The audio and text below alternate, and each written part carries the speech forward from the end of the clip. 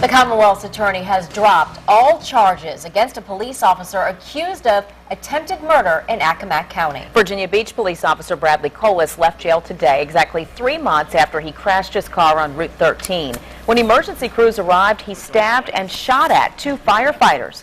10 on your side's Katie Collette just got back from Accomack, where she spoke with Colas. So, Katie, what did he say? Nicole and Stephanie, right off the bat when he stepped out of the jail, he expressed concern for the firefighters and their families. And then he described what it was like for him to be on a medication he says caused him to hallucinate.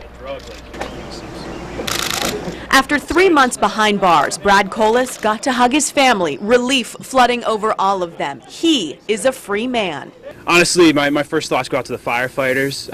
I'm just thankful nobody got hurt any worse than what happened. And I just really appreciate their understanding and graciousness throughout this process. The Commonwealth's attorney decided not to prosecute Colas on attempted murder and weapons charges. Colas's attorney, Sonny Stallings, thrilled with the decision. And he realized that the defense we had was what happened to Brad.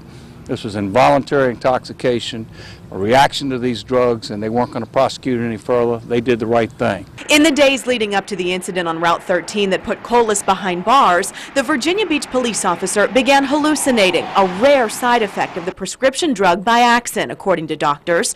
Colas took Biaxin to treat a respiratory infection. So I just really want to, make it clear and warn people this is a really dangerous drug, and for people who are allergic to it, just stay away. It's really bad. At the time of the accident, Colas said he was on his way to Pennsylvania to see Jesus. He thought the emergency workers who tried to help were demons, so he stabbed them and shot at them.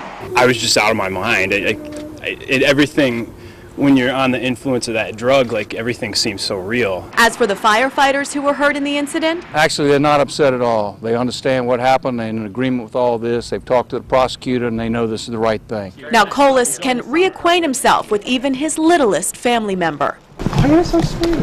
Yeah, she got a lot bigger since when we saw her last, huh? Hey.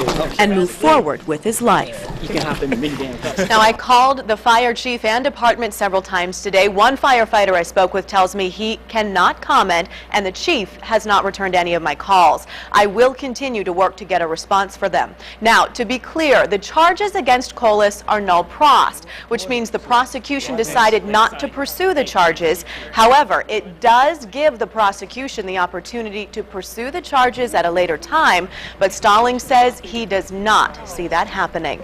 Katie Collette, 10 on your side.